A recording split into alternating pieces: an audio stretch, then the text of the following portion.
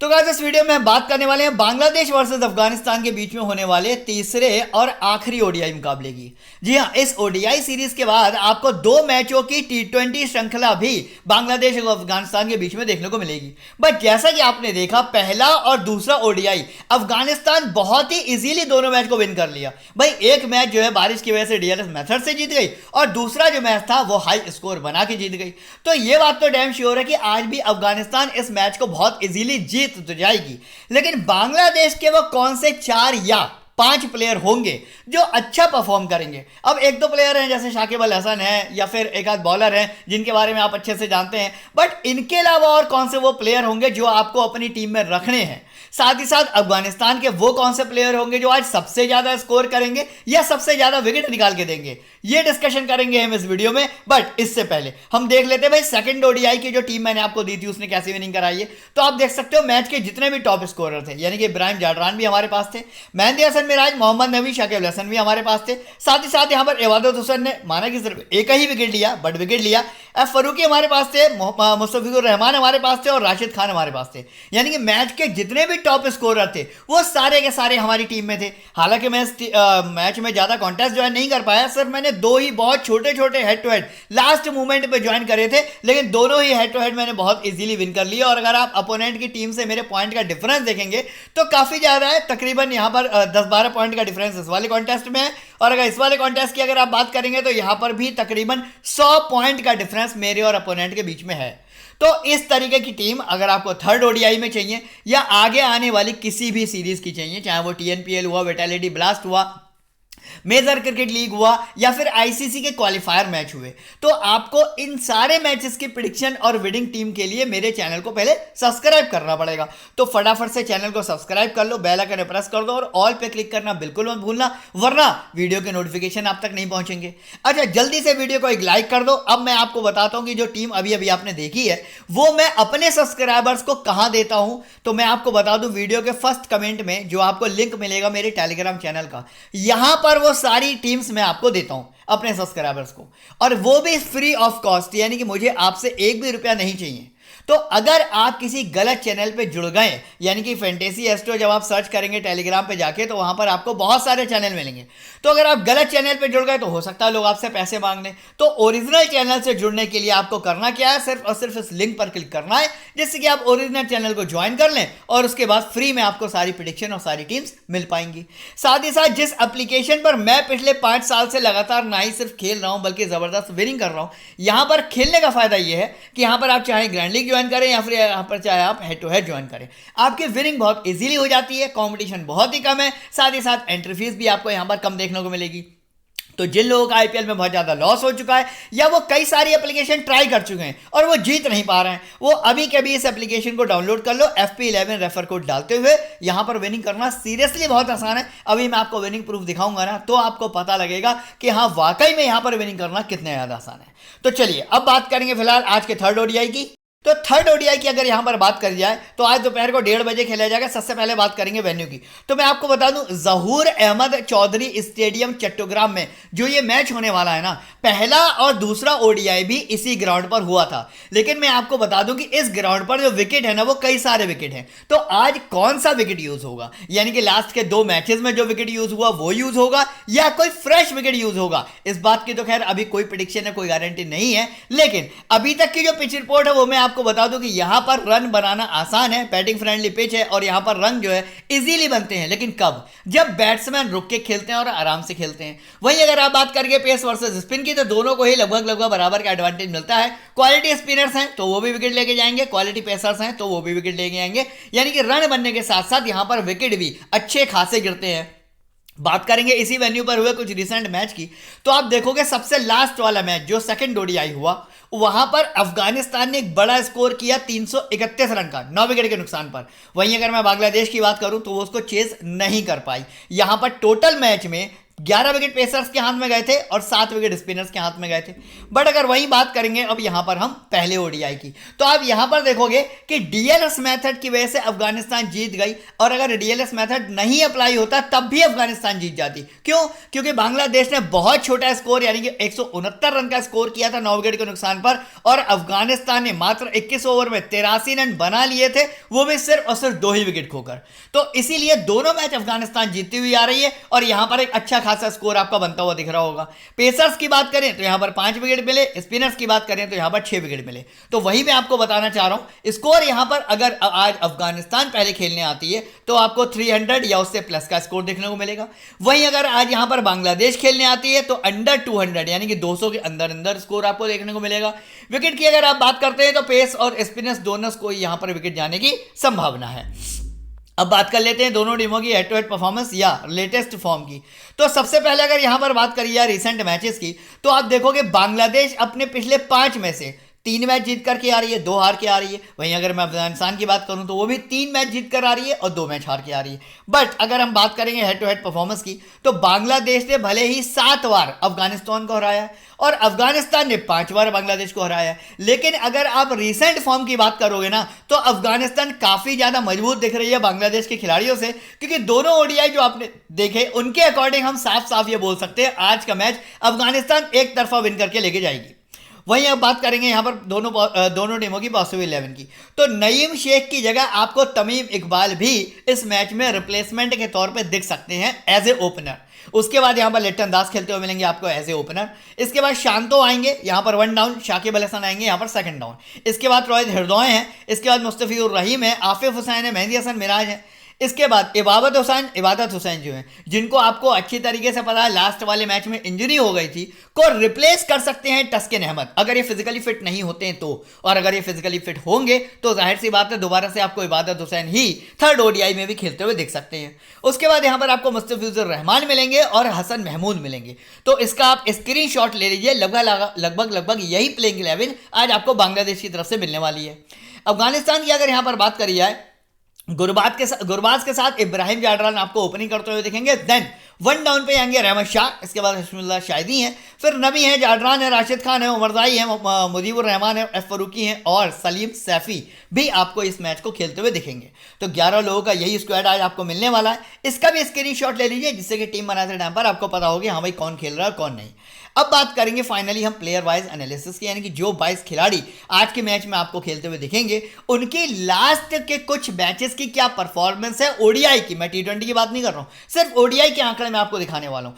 तो लास्ट के कुछ ओडीआई में उन्होंने कैसा परफॉर्म किया है, आज की पिच पर वो किस तरीके कर सकते हैं, कौन से बैट्समैन को कौन सा बॉलर परेशान करता है यानी कि आउट करने का मादा रखता है, और कौन से वो बॉलर हैं जो इस वाली पिच पर आपको इजीली अच्छे खासे विकेट निकाल के दे सकते हैं। ये सारा हम डिस्कस करेंगे इस सेक्शन में, बहुत ध्यान से सुनिएगा। विकेट कीपर कैटेगरी में यहां पर आपको मिलेंगे 3 ऑप्शन। कौन कौन मिलने वाला है? लिट्टन दास आपको मिलेंगे, मुस्तफिजुर रहीम आपको यहां पर मिलेंगे और यहां पर गुरबाज आपको मिलेंगे। तो सबसे पहले यहां पर बात करी जाएगी रहमुल्लाह गुरबाज की। देखिए इस प्लेयर के बारे में आप अच्छी तरीके से जानते हैं कि कोई भी सीरीज खेले, किसी भी टीम के खिलाफ खेले, टी20 खेले और या ओडीआई खेले, हमेशा हिट एंड मिस टाइप का स्कोर ही जनरेट करता है। यानी कि किसी एक मैच में बहुत बड़ा स्कोर कर देगा, यानी कि यहां पर 53 और 68 बना दिए, उसके बाद पूरी सीरीज में 4, 14, 2, 8, मतलब जिन लोगों ने अपनी इन 4 मैचों में अपनी टीम में लिया होगा उनकी सबकी टीम खराब हुई होगी। वही बात करेंगे अगर हम इस सीरीज ओडीआई की, पहले मैच में मात्र 22 रन का स्कोर किया, दूसरे मैच में सडन 145 रन बना दिए, जबकि इस प्लेयर को लास्ट वाले ओडीआई में बहुत कम लोग लेकर गए थे। तो ऐसा हिट एंड मिस टाइप का प्लेयर आपको कब रखना है और कब नहीं रखना है मैं आपको बता देता हूं। देखिए ग्रैंड लीग के अगर आप 6 से 7 कॉम्बिनेशन बना रहे हैं तो जाहिर सी बात है आप उनमें से 1-2 टीमों में गुरबाज को ट्राई करना ही करना। बट वहीं अगर आप स्मॉल लीग खेल रहे हैं और हल्का सा भी थोड़ा सा भी रिस्क ले सकते हैं तो आप गुरबाज को ड्रॉप कर दो। आज के पिच पे इसकी चलने के चांसेस नहीं है। क्यों? अगर फ्रेश विकेट यूज हो, क्यों? क्योंकि यार ये एक आधा मैच में ही चलता है, उसके बाद इसका जो पटाखा है ना फुस्सी रहता है। लेकिन अगर आप बिल्कुल सेफ जाना चाहते हो कि नहीं भाई मेरे को बहुत ज्यादा डर लग रहा है, मैं तो गुरबाज को लेके जाऊंगा, तो फिर ऐसे डर में आप गुरबाज को अपनी टीम में रख सकते हो। फिलहाल मैं अपनी बात करूंगा तो मैं थोड़ा सा रिस्क उठाऊंगा, गुरबाज को शायद मैं अपनी टीम में आज लेके नहीं जाऊंगा। बट वहीं अगर मैं बात करूंगा अब बांग्लादेश के दोनों विकेट कीपर की, यानी कि लिट्टन दास की और मुस्तफिजुर रहीम की, प्लेयर दोनों अच्छे हैं। लिट्टन दास भी अपने आप में अच्छा खासा एक्सपीरियंस रखते हैं, 71 मैच में 160 रन है और उसमें ओडीआई में 34 का एवरेज है। लेकिन इनकी जो फॉर्म है ना वो अभी बहुत ज़्यादा खराब चल रही है। हालांकि लिटन दास ओपनिंग पर आकर कभी कभी बहुत बड़ा स्कोर भी कर देते हैं, बट फिलहाल फॉर्म अच्छी नहीं है, तो आप इनको फिलहाल तो स्मॉल लीग में ड्रॉप करके जाएं। वही बात करूंगा मुस्तफिजुर रहीम की। देखिए इनके साथ अगर बात करूं, फॉर्म इनकी अच्छी है, स्कोर ये भी बढ़िया करते हैं और बल्लेबाज ये भी अच्छे हैं। 250 मैच में 7267 रन है, 37 का एवरेज है। और इस सीरीज की बात करेंगे, पहले मैच में फ्लॉप हुए थे, दूसरे मैच में तकरीबन 70 रन का स्कोर किया था। तो अगर आप थोड़ा सा रिस्क उठा सकते हो तो मुस्तफिजुर रहीम को अपनी टीम में लेके जाना, और अगर आपको बिल्कुल सेफ जाना है तो रहीम और गुरबाज दोनों को अपनी टीम में आपको लेके जाना पड़ेगा। आगे अब यहां पर बात करेंगे बांग्लादेश से बैटिंग सेक्शन की। नईम शेख की अगर यहां पर बात करूं, प्लेयर अच्छे हैं, 79 मैच में 3537 रन है, 47 का एवरेज है। लेकिन अगर आप ओडीआई फॉर्मेट की बात करेंगे तो ओडीआई फॉर्मेट में नईम शेख कभी नहीं चलते हैं। वैसे भी इनका एक्सपीरियंस ओडीआई फॉर्मेट का ज़्यादा रहा नहीं है, 3 मैच हैं, 2 इनिंग खेली है, पहला डू नॉट प्ले और दूसरे में 9 रन है। तो इसलिए मैं आपको बता दूं नईम शेख ओडीआई के प्लेयर नहीं है। लिस्ट ए के मैच में इन्होंने अच्छा रुझान दिखाया था, बट ओडीआई के थोड़ा एक्सपीरियंस इनका कम है, तो फिलहाल आप इनको ड्रॉप करके जाओ। आगे बात करूंगा अब यहाँ पर शांतो की। प्लेयर ये भी ठीक है, 26 मैच में 628 रन है, 26 का एवरेज है। कभी कभार ही आपको इनके बल्ले से एक बड़ा स्कोर देखने को मिलेगा, अदरवाइज ओडीआई फॉर्मेट में ये भी नहीं चलते हैं। हाँ, टी20 में 40-50 रन तक का स्कोर ये बनाते हैं, बट ओडीआई फॉर्मेट के खिलाड़ी नहीं है, तो आप शांतो को भी इस मैच में ड्रॉप करके जा सकते हैं। अब बात करूंगा यहाँ पर हृदय की। एक्सपीरियंस खिलाड़ी है, 8 मैच में 7 इनिंग में 316 रन है, 50 का एवरेज है ओडीआई में। इस सीरीज की बात करूं, पहले में 51 बनाए, दूसरे में 16 बनाए। बस इनके साथ एक ही दिक्कत है कि बैटिंग बहुत ज़्यादा नीचे आ रही है, थर्ड डाउन यानी कि 5वें नंबर पे। हालांकि ओडीआई है, तो अगर फर्स्ट बैट करेंगे तो टॉप ऑर्डर टूटेगा, तो बैटिंग आने के चांसेस हैं। तो आप चाहो तो हृदय को अपनी टीम में लेके जा सकते हो एज ए बैकबोन या एज ए फिनिशर। ये बंदा अच्छा इस मैच में खेल सकता है। आगे बात करूंगा अब यहाँ पर अफगानिस्तान से बैटिंग सेक्शन की। भाई इनका तो बैटिंग ऑर्डर बहुत ही ज़्यादा, मतलब जिसको बोलना चाहिए बैट्समैन सेक्शन जो है ना बहुत स्ट्रांग है। इब्राहिम जाडरान की बात करूं, इससे पहले जो सीरीज हुई थी वहां पर भी आप देखोगे 54, 98, 162, 106 जैसा स्कोर किया। इस सीरीज के भी दोनों मैचों में 41 और 100 जैसा स्कोर किया, और दोनों में ही मैं अपनी टीम में इनको लेकर गया था। तो अफगानिस्तान से ओपनिंग पर आने वाला ये बल्लेबाज आपके लिए सबसे ज्यादा महत्वपूर्ण है, आपको अपनी टीम में लेके जाना है। वहीं बात करी जाएगी यहाँ पर रहमत शाह की। प्लेयर ये भी अच्छे हैं और फॉर्म इनकी भी बहुत ज़बरदस्त चल रही है। यहाँ पे 36 बनाए, 55 बनाए, 58 बनाए, 52 बनाए, बट फिलहाल के दोनों मैचों में इनसे स्कोर नहीं बना। लेकिन मैं आपको बोलूंगा कि कम बैक करो, थोड़ा सा रिस्क लो, कम बैक करो। आज के मैच में इस पिच पर रहमत शाह के बल्ले से एक बड़ा स्कोर आपको देखने को मिल सकता है। तो मुझे लगता है कि इसको आपको अपनी टीम में रहमत शाह को लेके जाना चाहिए, थोड़ा सा रिस्क लेना चाहिए। वहीं बात करूंगा हशमतुल्लाह शाहिदी की। प्लेयर ये भी अच्छे हैं, फिलहाल दोनों मैचों में फ्लॉप हुए हैं, इनकी बैटिंग थोड़ा सा नीचे आ रही है। तो अगर अफगानिस्तान पहले बैट करेगी तो शाहिदी को आपको अपनी टीम में रखना है, सेकंड बैट करेगी तो फिर शाहिदी आपके लिए इतना इंपॉर्टेंट नहीं होंगे। वहीं बात करूंगा नजीबुल्लाह जाडरान की, तो इनकी बैटिंग उनसे भी ज़्यादा नीचे आ रही है, और चूंकि अफगानिस्तान का जो टॉप ऑर्डर है वो मजबूत है, तो फिर जाडरान को तो फिलहाल आपको ड्रॉप करके जाना ही पड़ेगा। आगे बात करूंगा यहाँ पर बांग्लादेश से ऑलराउंडर सेक्शन की। शाकिब अल हसन मस्ट अप पे, क्योंकि बैटिंग बॉलिंग दोनों कर रहे हैं और दोनों में ही अच्छा खासा स्कोर कर रहे हैं। हालांकि बैटिंग से बहुत बड़ा स्कोर नहीं किया है, 15 और 25 रन ही बनाए हैं, बट बैट्समैन अच्छे हैं। कम बैक करिए, आज के मैच में आपको 30 से लेकर 50 के बीच में रन और 1 से लेकर 2 विकेट मिनिमम निकाल के दे सकते हैं। तो कैप्टन वाइस कैप्टन की एक अच्छी चॉइस हो सकते हैं। लास्ट वाले मैच में मैंने ही शाकिब को कैप्टन बनाया था और अच्छे खासे पॉइंटें देकर गए थे। वही बात करी जाएगी आफिफ हुसैन की। 5th डाउन यानी कि 7वें नंबर पर बैटिंग आती है। बैटिंग आना बहुत ज़्यादा मुश्किल है, बॉलिंग ये करा नहीं रहे हैं, इसलिए इतने ज़्यादा इंपॉर्टेंट नहीं बनते, आप छोड़ के जा सकते हो। वहीं बात करी जाएगी मेहंदी हसन मिराज। मतलब ये बांग्लादेश का वो प्लेयर है ना जो सबसे ज्यादा बेस्ट ऑलराउंडर मुझे इस टीम में दिखता है, शाकिब से भी ज्यादा। क्यों? क्योंकि इसकी जो विकेट टेकिंग कैपेसिटी या इसका बैटिंग परफॉर्मेंस है ना वो शाकिब अल हसन से भी ज्यादा अच्छा है। तो मेहंदी हसन मिराज भी आपके लिए मस्ट पिक है, बैटिंग बॉलिंग दोनों कर रहे हैं और दोनों से आपको एक बड़ा स्कोर करके दे सकते हैं। तो मेहंदी हसन मिराज और शाकिब अल हसन दोनों को किसी भी हाल में आपको स्मॉल लीग या ग्रैंडिंग में ड्रॉप करते हुए नहीं चलना है। यही बात करी जाएगी मोहम्मद नबी की। बैटिंग बॉलिंग दोनों से पॉइंट दे रहे हैं और दोनों में फॉर्म अच्छी चल रही है। लास्ट वाले मैच में भी 25 रन के साथ 1 विकेट दिया है और आज के मैच में भी आपको 30 से लेकर 50 रन और 1 से लेकर 3 विकेट निकाल के दे सकते हैं। तो मस्ट पिक है, यानी कि ये तीनों ऑलराउंडर, शाकिब हो गए, मेहंदी हसन मिराज हो गए, मोहम्मद नबी हो गए, इन तीनों ऑलराउंडर को आपको किसी भी हाल में किसी भी टीम में छोड़ते हुए नहीं चलना है। बात करी जाएगी बांग्लादेश से बॉलिंग सेक्शन की। तो इबादत हुसैन, जैसे कि मैंने आपको बताया कि अभी अभी इंजर्ड हो गए थे, तो अगर इंजरी से ठीक हो जाएंगे तो ही इनका आज का मैच खेलेंगे, वरना इनकी जगह जो है वो शायद एस इस्लाम आपको शायद खेलते हुए देख सकते हैं। तो फिलहाल इबादत हुसैन अगर खेलते हैं तो आप अपनी टीम में रख लीजिएगा, सिंगल विकेट आपको निकाल के दे सकते हैं। और अगर नहीं खेलेंगे तो फिर हम देखेंगे कि लाइनअप आने के बाद कौन से प्लेयर को हमें अपनी टीम में रखना है। हसन महमूद की बात करूँ, ओवर पूरे करा रहे हैं, बैटिंग बॉलिंग परफॉर्मेंस अच्छी चल रही है। लास्ट वाले मैच में 2 विकेट निकाल कर देके गए थे, मुस्तफिजुर रहमान भी 2 विकेट निकाल कर गए थे। बट अगर आप दोनों में कंपैरिजन करते हो कि भाई मुझे कौन सा प्लेयर लेना है, क्यों, क्योंकि आपको अफगानिस्तान से भी बॉलर रखने पड़ेंगे, तो फिर मैं आपको बता दूं बांग्लादेश से मुस्तफिजुर रहमान को आप लेके जाना। ज़्यादा एक्सपीरियंस खिलाड़ी है, ओडीआई फॉर्मेट का अच्छा प्लेयर है। हसन महमूद को ओडीआई का उतना ज़्यादा एक्सपीरियंस नहीं है, तो यहाँ पर आप मुस्तफिजुर रहमान के साथ जा सकते हैं। आगे बात करिए अफगानिस्तान से बॉलिंग सेक्शन की, राशिद खान और इसके बाद यहाँ पर मुस्तफिजुर रहमान हो गए, मुजीबुर रहमान हो गए, और इसके बाद फैजल फरूकी हो गए। तो ये 3 प्लेयर ऐसे हैं जिन्हें आपको किसी भी हाल में छोड़ते हुए नहीं चलना है।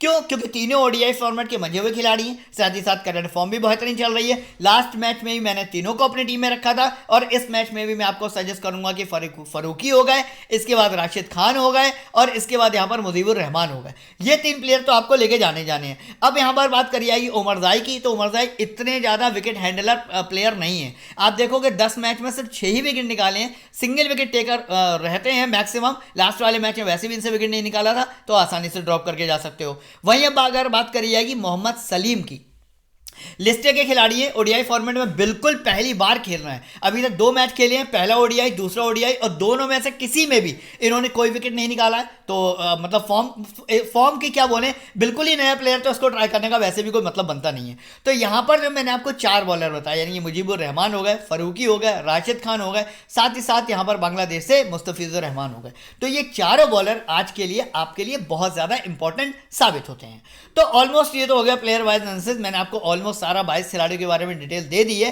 बाकी कौन कौन नहीं खेलेगा, तमीम इकबाल हो गए, इसके बाद तोलुडकर हो गए, एस इस्लाम हो गए, इसके बाद टी इस्लाम हो गए, तस्किन अहमद हो गए, इसके बाद इजहारुल्लाह नवीद हो गए, और आपके सईदुल्लाह हो गए। इनमें से कोई भी प्लेयर खेलने वाला नहीं है, तो अगर आपने अपनी टीम में ले रखा हो तो आप अभी के अभी निकाल सकते हैं।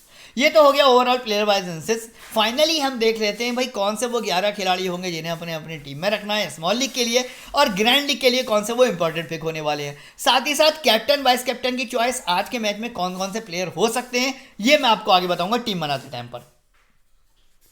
अच्छा, टीम क्या बनानी है और कैप्टन वाइस कैप्टन किसको बनाना है, इससे भी ज़्यादा ज़रूर सवाल है कि भाई टीम बना के रखे, लगाने कौन सी एप्लीकेशन पर है। तो आप देखोगे जिस एप्लीकेशन में मैं खेलता हूँ या फिर मेरे साथ बहुत सारे मेरे सब्सक्राइबर खेलते हैं, हम लोग TNPL जैसी छोटी सी सीरीज में भी किस तरीके की यहाँ पर विनिंग कर रहे हैं आपको साफ साफ यहाँ पर देखने को मिल रहा होगा। यहाँ पर 55,000 रुपये, यहाँ पर 76,000 रुपये, यहाँ पर 89,000, यहाँ पर 85,000। तो इस तरीके की विनिंग इस एप्लीकेशन पर एक छोटी सी सीरीज से भी पॉसिबल है। तो अगर आप बहुत सारी एप्लीकेशन ट्राई कर चुके हैं और बड़ी बड़ी एप्लीकेशन पर आपका सिर्फ लॉस हो रहा है, ना आप ग्रैंड लीग जीत पा रहे हो, ना आप हेड टू हेड जीत पा रहे हो, तो अभी के भी डाउनलोड करो इस एप्लीकेशन पर, जहां पर एंट्री फीस तो आपको कम मिलेगी, साथ ही साथ कंपटीशन बहुत कम मिलेगा, और यहां पर विनिंग चांसेस, विनिंग प्रोबेबिलिटी आपकी बहुत ज़्यादा हाई रहती हैं, चाहे वो ग्रैंड लीग हो चाहे वो हेड टू हेड हो। तो इसलिए अगर आपका IPL में बहुत ज़्यादा लॉस हो चुका है और वो लॉस आपको कवर करना है, तो अभी के अभी इस एप्लीकेशन को डाउनलोड करो, नीचे दिए गए लिंक से। वीडियो के फर्स्ट कमेंट में आपको इस एप्लीकेशन का लिंक मिलेगा, रेफर कोड में डालना है आपको FP11। इसके बाद आपको इंस्टॉल कर सकते हैं और आसानी से अपना लॉस कवर कर सकते हैं। तो जब आप एप्लीकेशन को इंस्टॉल करेंगे, यहाँ पर आपको एक बहुत ही बेहतरीन डिपॉजिट ऑफर भी देखने को मिलेगा। यानी कि अगर आप 500, 1000 या 2000 का डिपॉजिट करते हैं, तो यहाँ पर 10% आपको एक्स्ट्रा रियल कैश मिलता है। यानी कि ये ऑफर सिर्फ 3 ही अमाउंट पर है। आप 500 का करेंगे, 1000 का करेंगे, 2000 का करेंगे, तो आपको 10% का रियल कैश, यानी कि 500 पे 50 रुपये, 1000 पे 100 रुपये और 2000 पे 200 रुपये तक का रियल कैश मिलेगा अगर आप इस कोड को डालते हुए डिपॉजिट करते हैं। बट अगर आप कोई और फिगर डालते हैं, यानी कि 400 का करते हैं, 600 का करते हैं, 900 का करते हैं, तो उस पर कोई भी ऑफर नहीं है। इसलिए जो लोग भी एप्लीकेशन को इंस्टॉल करें और डिपॉजिट करने जाएं, तो उनसे मैं रिक्वेस्ट करूंगा 500, 1000 या 2000 का ही करें, जिससे कि 10% का जो एक्स्ट्रा रियल कैश आपको मिल रहा है उसका बेनिफिट या उसका फायदा आपको मिल पाए। चलिए अब बात कर लेते हैं फाइनली भाई ग्रैंड लीग की, कि ग्रैंड लीग को किस तरीके से यहाँ पर विन करना है। तो देखिए यहाँ पर ग्रैंड लीग बहुत ज़्यादा बड़ी नहीं लगती है, प्राइस बहुत ज़्यादा बड़ा नहीं होता है, प्राइस छोटा होता है, लेकिन उसको जीतना भी उतना ही ज़्यादा आसान होता है। कैसे होता है ये मैं आपको बता देता हूँ। देखिए जिस एप्लीकेशन पर मैं खेलता हूँ ना, वहाँ पर मैं कई बार ग्रैंड लीग विन कर चुका हूँ। आप देख सकते हो यहाँ भी 555 लोगों की ग्रैंड लीग थी, 39 रुपये लगाकर यहाँ पर मेरी फर्स्ट रैंक आई और 3,333 रुपये कमाए। लेकिन अब ये कैसे मैंने विनिंग करी है और ग्रैंड लीग जीतने का तरीका क्या है इस छोटी सी एप्लीकेशन पर, ये मैं आपको बताता हूँ। देखिए मैं कम से कम 7 से 8 कॉम्बिनेशन से ही ग्रैंड लीग खेलता हूँ, इससे कम कॉम्बिनेशन में नहीं लगाता हूँ। जिसमें मेरी बाकी की जो टीमें होती है ना, वो 39 के 55, यहाँ पर 53, यहाँ पर 53, यहाँ पर 54, यानी कि जो मेरी लागत है 39, उससे ज़्यादा पैसा ये सारी की सारी टीम्स मेरे को ला के देती हैं। बट कोई एक कॉम्बिनेशन मेरा ऐसा भी बैठता है जो मुझे ग्रैंड लीग में फर्स्ट, सेकेंड या थर्ड रैंक पर लेके जाता है। अब वो कॉम्बिनेशन कुछ भी हो सकता है, डिपेंड करता है मैच एनालिसिस के ऊपर। तो इस तरीके से ग्रैंड लीग विन करी जाती है। तो अगर आपको भी 39 रुपये लगाकर 3,333 रुपये इस मैच से बहुत ही इजीली कमाने हैं ना, तो आपको करना क्या पड़ेगा, अभी के अभी माई टीम सेक्शन पे जाइए, यहाँ पर जाकर 7 बेस्ट कॉम्बिनेशन अपनी मर्जी से अभी बना लीजिए जो आपके समझ में आ रहे हैं। और अगर आपको टीम में बनानी नहीं आती है तो जो वीडियो में मैं टीम दे रहा हूँ ना, उसी को कॉपी करके आप 7 कॉम्बिनेशन यहाँ पर बना के रख लो और इस ग्रैंड लीग को ज्वाइन करके रख लो। अब मैच स्टार्ट होगा तकरीबन 1:30 पे। आपको करना क्या है, 12:30 बजे यानी कि मैच स्टार्ट होने से 1 घंटा पहले, यानी टॉस होने से भी पहले, बस मेरे टेलीग्राम चैनल को ओपन कर लेना। वहां पर आपको बने बनाए ग्रैंड लीग के 7 बेहतरीन कॉम्बिनेशन मैं मैच स्टार्ट होने से पहले ही दे दूंगा, टॉस होने से पहले। तो उनको एडिट करके आप अपनी टीम से एडिट कर सकते हैं और आप भी बहुत इजीली इस ग्रैंड लीग को विन कर सकते हैं। चलिए अब बात करी जाएगी फिलहाल आज के टीम कॉम्बिनेशन की। विकेट कीपर कैटेगरी की अगर बात करूं तो मैंने आपको बोला कि अगर आप रिस्क ले सकते हैं तो आप गुरबाज को यहां पर ड्रॉप करके जाओ, क्योंकि वो 4 मैच में से एक ही मैच में चलता है और ऑलरेडी वो सेकंड वाले मैच में चल चुका है, तो आज इसके चलने के चांसेस थोड़े कम हैं। बाकी अगर आपको सेफ जाना है तो फिर आप गुरबाज और रहीम दोनों के साथ भी जा सकते हो। बात करी जाएगी बैटिंग सेक्शन की, इब्राहिम जाडरान और तीर हृदय जो कि बांग्लादेश से, मैंने आपको बताया यही एक ऐसा सेफ सुरक्षित प्लेयर है जिसको आप अपनी टीम में लेके जा सकते हो।